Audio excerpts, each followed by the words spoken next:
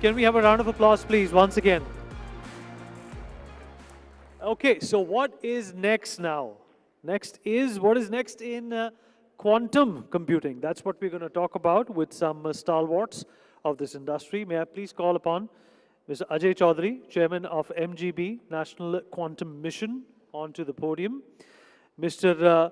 Bodhaditya Santra, co-founder and CTO, Prenishk.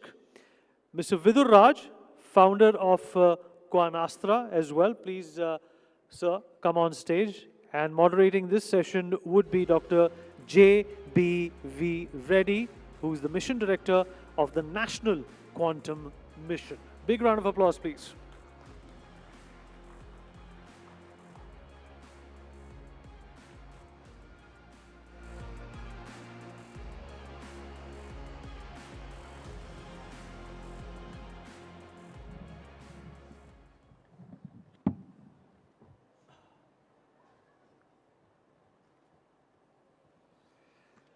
Good evening, everyone.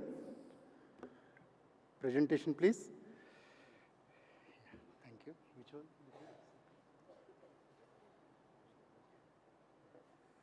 Yeah, I would like to give a glance about the National Quantum Mission before putting up the questions to the panelists.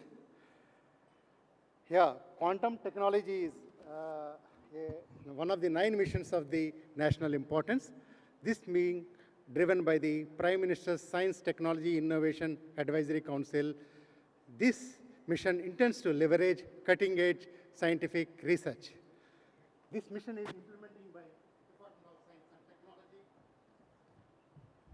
Department of Science and Technology, along with the other key ministries under the guidance of Mission Governing Board, chaired by Dr. Ajay Chaudhary sir. Yeah, quantum technologies have critical application potential in several sectors. For example, in communication sector, we can improve data security. In health sector, it can enable less invasive, more accurate diagnostics and considerably increase speed of drug discovery. And for instance, forensic sector, it can enhance the security, increase the speed of big data analysis, and support financial forecasting. Yeah, NQM has 4 verticals: computing, communication, sensing and metrology, materials, and devices. These are some of the key technology domains. NQM has specific deliverables to deliver in each vertical. For instance, under computing, to develop quantum computers with 1000 qubits. Under quantum communication, develop secure quantum communication, satellite-based and fiber-based networks. We have a structured future roadmap, which will be implemented in 3 phases. In phase 1, prototype development. Phase 2, product development and deployment, and business development and economic growth. Department of Science and Technology established 4 thematic hubs, and these T hubs will coordinate with technical groups and drive the innovation. These T hubs are Section 8 companies. These T hubs are responsible for technology development, capacity building, supporting startups, industry partnership, and international collaborations. I would like to give a glance about these 4 thematic hubs. Computing hub established at IISc Bangalore, coordinating with 4 TGs, technical groups. And communication hub established at IIT Madras in association with CDOT, coordinating with 5 technical groups. Sensing and metrology hub established at IIT Bombay and coordinating with 2 technical groups. And materials and devices hub established at IIT Delhi, coordinating with 3 technical groups. This was launched on 30th September 2024. And these T-hubs brought in about 150 researchers from 43 institutes across India. DST is very keen to facilitate growth of startup ecosystem and make them active part of the technology delivery. T-hubs are facilitating the national facilities and open to the startups, and also T-hubs are providing business and technical mentorship and equity support. NQM developed specific guidelines for onboarding the startups since quantum technology is a nascent area and huge investment is required. In first phase, we supported 8 startups and launched on 26 November 2024. DST is very actively engaging industry stakeholders to enable technology translation. Through T-Hubs, national facilities will be access to the industry stakeholders and co-development of technologies and eventually develop revenue sharing model. As a part of the NQM, DST initiated quantum awareness program among students, researchers, industry, and policymakers. DST intends to build capacity and contribute to policy development. As a part of this initiative, NQM, in collaboration with AICTE, developed a curriculum on quantum technologies for BTech minor, and efforts are underway, book writing, video recording, and faculty development programs. DST will provide financial assistance to technical institutes for setting up the lab infrastructure for quantum technologies. Thank you. Thank you very much. Now, I would like to request Chairman, MGB, National Quantum Mission. Sir, you are as a Chairman, MGB. What is your vision and role to take this mission? India can become a global leader. Over to you, sir. Well, can you all hear me? Okay. So first of all, I'd like to find out how many people know what is quantum. Very few. So let me just start from there. Quantum computing, if you look at classical computing, the way it was till now, it was actually involving binary, which is, it uses 0 and 1. 0 or 1. That's what binary is. In quantum, we use 0 and 1 in a very simple way.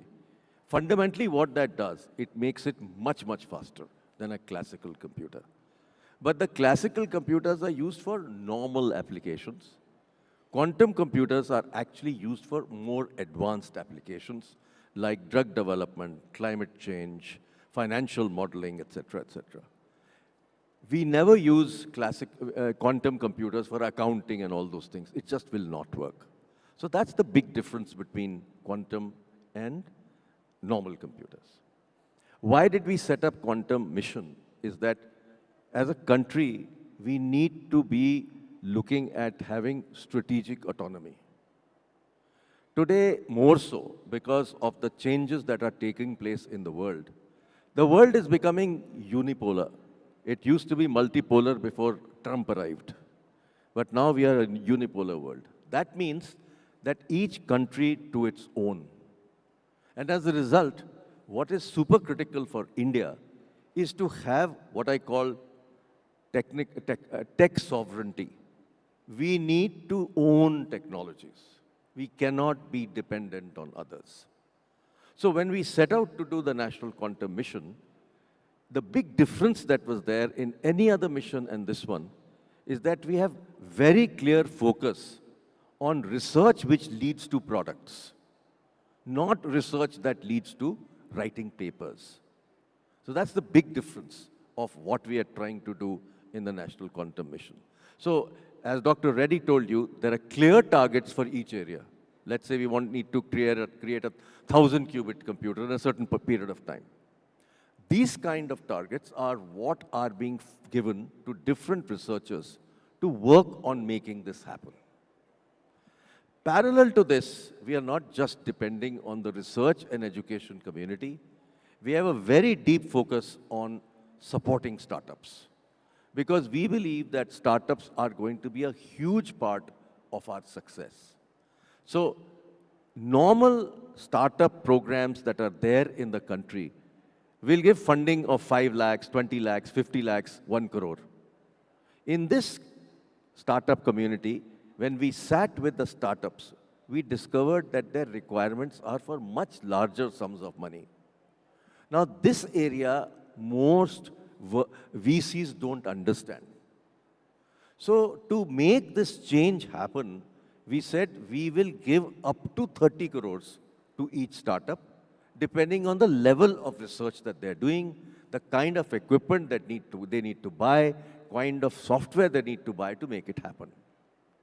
And therefore, we believe with this kind of generous support for startups, we will be able to go faster on development of products in India for the world. So that is why we have created this scheme for startups. No other government agency in the country gives anywhere close to this. We are the largest in terms of giving. We've already given away close to 76 crores to 8 startups. So it's not that we are talking about it, we've actually acted upon it. Okay? So this is the thing that we are trying to do in the quantum mission. And we want to make sure that we keep up with technology. We need to own technology at the end of the day because technology sovereignty is essential for India. You know, now the US is standing on its own, China is standing on its own. I believe very strongly that both the US and China would not like us to succeed. They would resist our rise. Why that will happen? Because it's all become unipolar world. Everybody to themselves. In certain areas, US may work with us, but China definitely will not work with us. But I think EU will probably work with us because EU is feeling sort of left out by the US recently with what Vance went and said to the EU community. So I think for us as a country, we want to make sure that we own technology, create technology, and have it done ourselves, right? So with that, I'd like to close here, and maybe some others should be. Thank you very much, sir. I really appreciate. Now, I would like to request Professor B. Santra. He is from IIT Delhi, and also he is a co-founder and CTO of Finnish startup. What is quantum computing? What is the advantage from this quantum speed up? How does Finnish technology contribute to it? Professor Santra. Okay.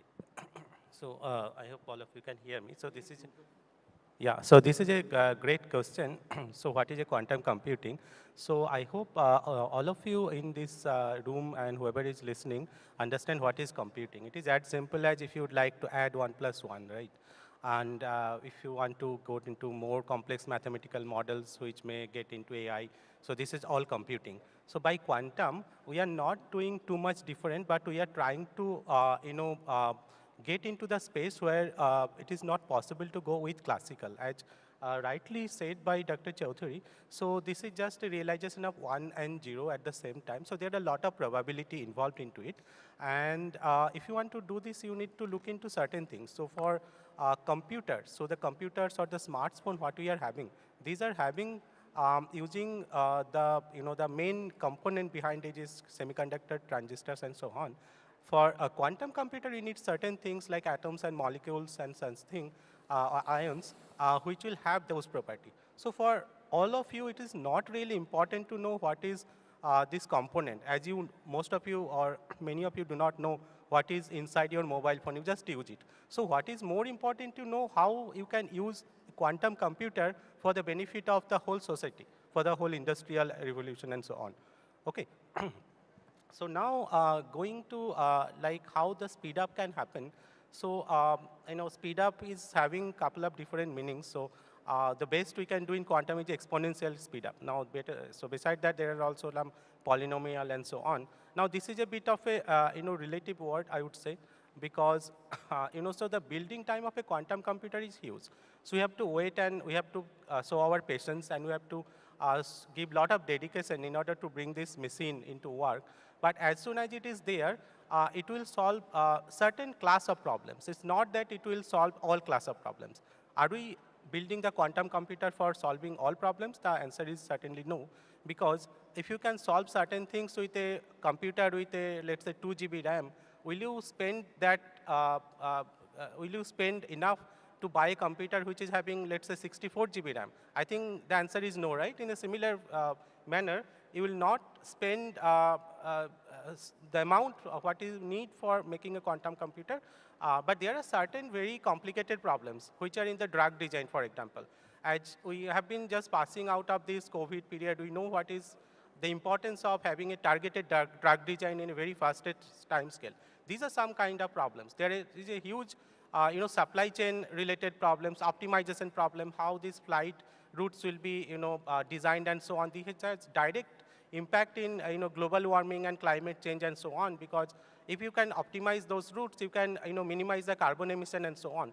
So quantum computing has a huge potential in that, and I think there are three things are here which I would like to mention. One is realize. I think in India, the government and many of us has realized this is a potential thing which we should have now. The second one is recognize. So thanks to the government and to DST that they have really recognized it, and they have now really selected for the first time that 8 startups and a number of technical groups would be dedicatedly supported by government for making this ambition a reality for India and for the global. And then the third thing, once you have this realization and recognition, you get the monetization. Once you have this monetization, then you start to unlock these economical value doors.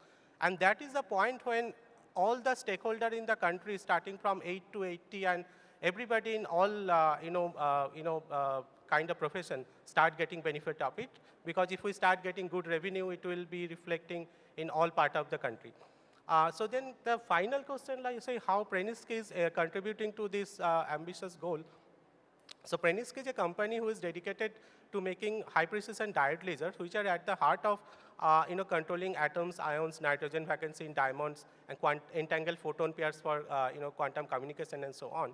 So we are actually manufacturing these laser diodes, so diode lasers and all electronics and other things, so that all kind of hassles are gone. So you have to understand one thing, that money is not the only problem. There are also other geopolitical issues which will come. And it can happen that if you have money, you will not be able to buy a quantum computer or the components of quantum computer. So if you would like to be really self-dependent on this quantum domain, we have to make our own technology. And these lasers are a very, very good coherent photon provider and at the heart of quantum technology. So this is our ambition, that we make this reality happen in India for all of us, and then of course for the globe. Thank you, Professor Santra. Yeah, Dr. Vidur Raj, founder, Quanastra. You are the one of the startups selected for financial support under National Quantum Mission. How does this help for you? Well, it has been great help, and firstly, thank you very much for the invitation. So I think one of the biggest thing, obviously, money helps, because for any startup, you need the money to move ahead. But I think perhaps the biggest thing that it has done for us is giving us the recognition. So even if I needed 20 lakh rupees from some investor, like maybe 3-4 months back, we could not get it. But now there are people who contact us and are ready to give relatively good enough valuation and also money if we show some prototype and stuff like that. So that's the first thing. So we have got some sort of recognition. Even if I am here, it's because of that National Quantum Mission funding that has been done.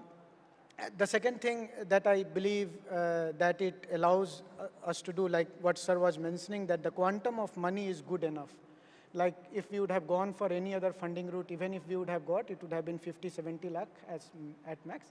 This is good enough quantum of money, not enough, how much we asked, but still good enough that we can make our product, build the prototype. If not all 3 prototype that we promised, at least 2 or 3 will be done almost to 100% level. So the quantum of money was second best thing that happened out of this National Quantum Mission fund that we got. And finally, I think the support of the ecosystem itself, because I don't come from, I have been out of India for about 11 years or so, so I was not part of this ecosystem. So this, at least for me, what it has done is that it has also allowed me to become part of this ecosystem. Now, if I go to IIT or IISc, I don't feel like an outsider. I can still be part of that ecosystem. So that's 3 things that it has done for us, for Quanastra, and obviously visibility as well. So that's... Yeah, thank you very much. Sir, coming back to you, sir, you are a visionary, full support, and your guidance, the quantum mission is going on. Effective collaboration across academia, industry, and government is very crucial, sir, in this quantum mission also. How can the wider community get involved and contribute to this mission? How we can ensure, sir? Well, actually, I think we've already done the first step, which is getting everybody together, which was a challenge to start with. But this is something that we have to go much deeper.